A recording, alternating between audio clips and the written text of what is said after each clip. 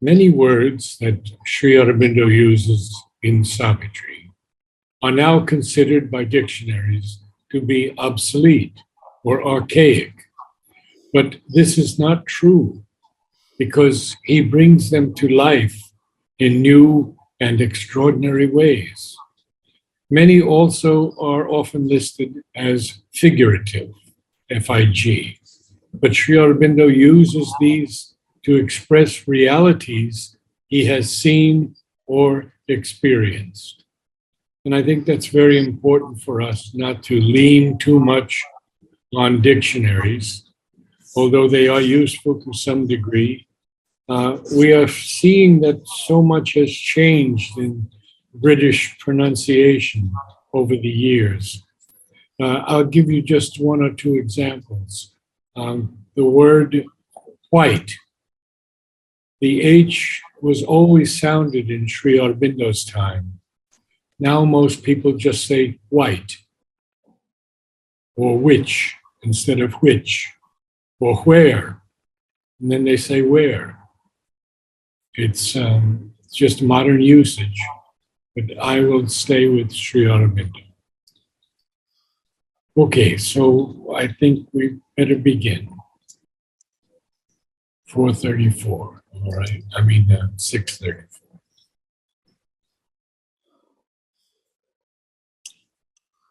Let's look at that. Traveler of the Worlds, Canto 2. The kingdom of subtle matter. We've been in it for a while. And now we're going to see what else Ashwapati Sri Aurobindo has experienced. The spirit stood back, effaced behind its frame. To efface means to rub out, to wipe out, to do away with, to expunge. So we are seeing that this frame of the spirit, this bodily aspect, the spirit is standing back. Now, it's not really wiped out. It's just inconspicuous, or it's withdrawn and therefore effaced behind its frame. What is happening now? Admired for the bright finality of its lines, a blue horizon limited the soul. Then thought moved in luminous facilities. The outer ideals shallows its swim range. Life in its boundaries lingered satisfied with the small happiness of the body's acts. So at this plane where Sri Aurobindo has reached in his upward climb on this world stair, he sees that there is a feeling here that everything is just fine. The spirit has stood back. It's inconspicuous now. It's withdrawn behind its frame. Now, admired, this is a new sentence, admired for the bright finality of its lines. That finality is conclusiveness or decisiveness. A blue horizon limited the soul. Interesting, a blue horizon. It is horizon. It is an horizon that is limiting the soul. And thought is moving in luminous facilities. Facilities here would be favorable conditions, especially for the performance of any action. So he tells us next that the outer ideals shallows are its swim range. Wow, most interesting.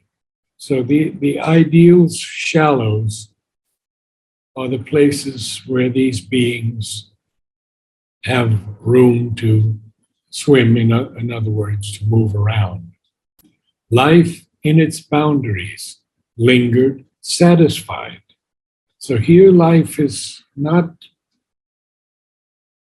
aspiring for more. it's quite satisfied with the small happiness of the body's acts. Now, to linger is to be a little slow, to be barely moving, to dwell even in contemplation sometimes. It is understood, or to what shall I say, to move with reluctance. So life is lingering here in its boundaries, very satisfied with the small happiness of the body's acts. Now we have next this line with a capital F for force and a capital M for mind. Assigned as force to a bound corner mind. So this corner mind is very interesting. It's a little section here, this corner mind. And it's assigned as force to this bound corner mind. And I think we've read all these definitions before, so we'll move on. Attached to the safe paucity of her room. Paucity, of course, is smallness in number, fewness, paucity. Attached to the safe narrowness or smallness of her room, she did her little works and played and slept and thought not of a greater work undone. You see, he has still so many cantos to go in this world stair. So he's describing to us just this second canto of 15 cantos. And we see here that what he's experiencing, what he's feeling, what he's seeing is this little life that is satisfied with what she's doing, living pretty much in the body's consciousness, attached to this smallness of her room because it's safe. And she does her little work, she plays, she sleeps, and thought not of a greater work undone. Now we have two lines beginning with forgetful. Forgetful of her violent, vast desires, forgetful of the heights to which she rose. Her walk was fixed within a radiant groove. The beautiful body of a soul at ease, like one who laughs in sweet and sunlit groves. Childlike, she swung in her gold cradle of joy. Oh, she doesn't need anything else, not in this plane, obviously. She is forgetful of her violent, vast desires. That means to grow, to evolve, to capture the highest. No, she's forgetful of the heights to which she rose. So it seems that she had once been higher than this, but now she's in this plane and she's forgetful of those heights. And therefore her walk is fixed within a radiant groove. Yes, it is a radiant groove. I mean, it is higher than most of us can attain at this point. What does he say next? He says, the beautiful body of a soul at ease.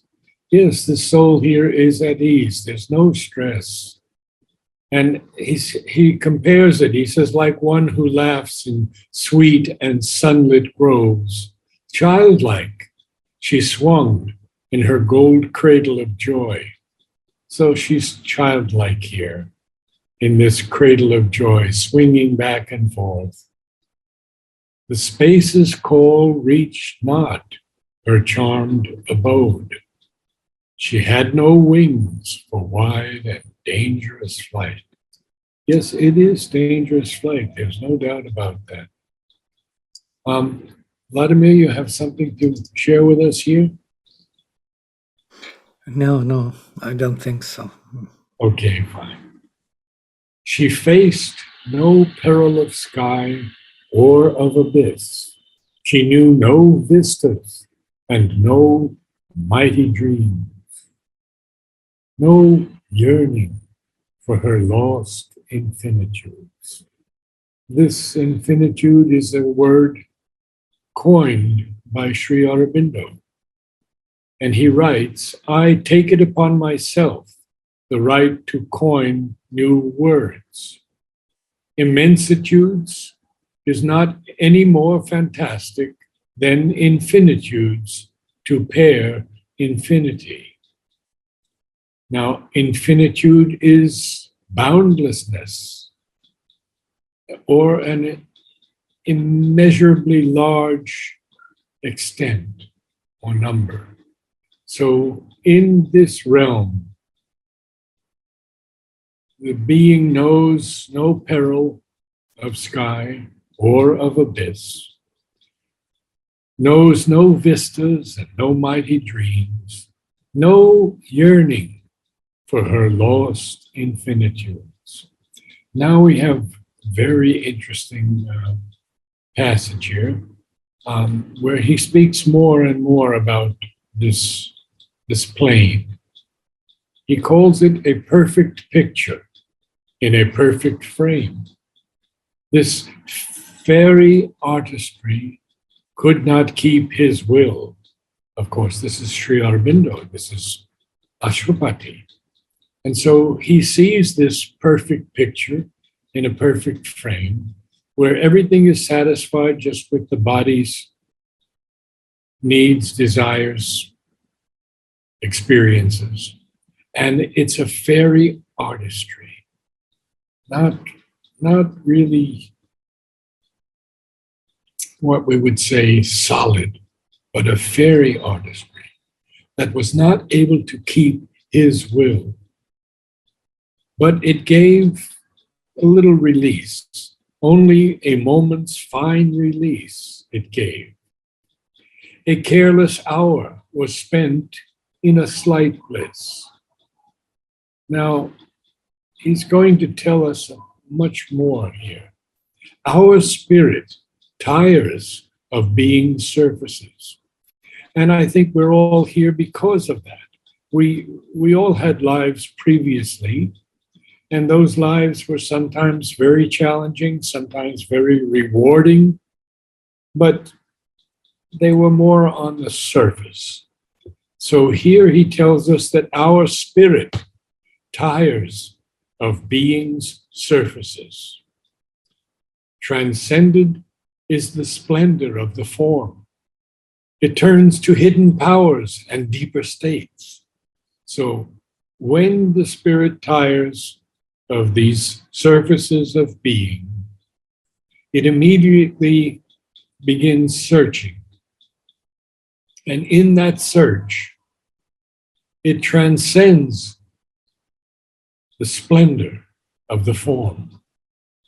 We are so often attracted to the splendor of the form, but how often can we see behind that form the soul, the psychic being in each of us, either silent or a spark or slowly growing into flame? We don't often see that. But here he says our spirit tires of being surfaces. Transcended is the splendor of the form. It turns to hidden powers and deeper states. Well, this is our search. This is our evolutionary search. Turning to hidden powers. Sometimes they're occult and sometimes they're misleading, no doubt. But it also looks for deeper states, meditation, contemplation, all of these deeper states, pranayama in some cases. But certainly it wants to ascend above these surfaces of being. Now he's going to tell us what happens to Ashwapati. So now he looked beyond for greater light. His soul's peak climbed, abandoning in its rear this brilliant courtyard of the House of Days. Now, I'm going to share with you some things that I spoke to Alok and Madhav Pandit about this House of Days. Alok writes that the brilliant courtyard is the world of subtle matter, and the House of Days are the fields of light, luminous kingdoms and domains, where the dense obscurity of matter is not there. Now, Madhav says basically the same thing, but I'd like to share it with you. It's a little different. The brilliant courtyard is the realm of the subtle physical matter that Ashwapati is leaving behind in his upward climb. What happens next? I have to just find. Let me continue. Madhav, this brilliant courtyard is the realm of the subtle physical matter that Ashwapati is leaving behind in his upward climb. He sees that with all its brilliant glow, this region is limited on all sides and is only a courtyard, not yet the entrance proper, not yet the entrance proper of the mansion of light, where the light of God is ever manifest. Day, in the spiritual symbolism, signifies the reign of light.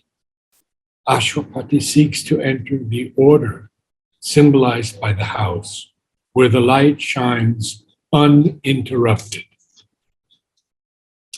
So now we come to the last lines of Canto 2. He left that fine material paradise. He left that fine material paradise. His destiny lay beyond, in larger space. And now we'll have to go to the next canto, Canto 3. So he's moving on. He saw some things that were good there. He understood some things that were acceptable, but it was too fixed. It was too narrow. So now he's yes. Maybe we should stop here at the end of this canto and start with another canto next time. There is something which comes to my mind very unusual in a way about this canto. You know, the most unexpected is actually that the physical and the subtle physical is so close to the perfection of the form. And if you read everything what he says about this, it looks like nearly realization of the highest spirit already. Yeah, the same words, the same perception, but it is limited in form, in perfect form. Yeah, but yes, it is. It's a perfect picture, isn't it? Right. And what it makes me think, especially this House of Days, when you read this line, it gives an illusion of the Vedic understanding of the physical firmaments. There are two firmaments, they are called Rodosi. Rodosi, two luminous realms or two luminous foundations. And these are referred to constantly to heaven and earth, to our mental and our physical consciousness. And I never could really truly grasp this, why physical consciousness is luminous. And now you can read it here. This is a luminous consciousness, actually. It's a protector. It's the foundation. Protector from all that what is coming next. Yeah, because next we move into the vaster space and fall of life and descent into night. All that will be there. But the foundation on one side, material, and mantle are these two, protectors. They protect the soul growing within. They give the space for the soul to grow within. This is a Vedic vision. And Sri Aurobindo gives this canto here with this subtle physical, which he describes as luminous and perfect in form. Amazing. This is a really a discovery for me today. Thanks to you. It's beautifully written also. Thank you. I would like to say a little bit more about it, because some of us perhaps have entered this area, this field of experience, this plane of perfection, but it is a small perfection. It is only his second climb in a world of 15 cantos.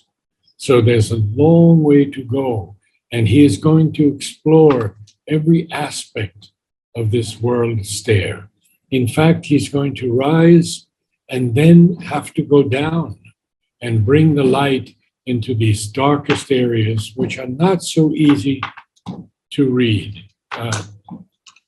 Kemi, who was, I would say, an expert in Savitri and a teacher of Savitri for 50 years in the ashram, never wanted me to read book 2, the book of the Traveler of the Worlds, because she said it was too dark for her, and yet we have to know these things. Because doesn't he write in Savitri, none can enter heaven who has not passed through hell? And all of us have passed through a kind of hell in the loss of parents, family, children, or illness. We pass through many, many hells. Right now, I'm enjoying one small one with a motorcycle accident last night. But, nothing stops me from Savitri Sunday.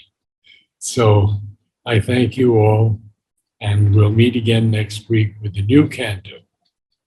Namaste.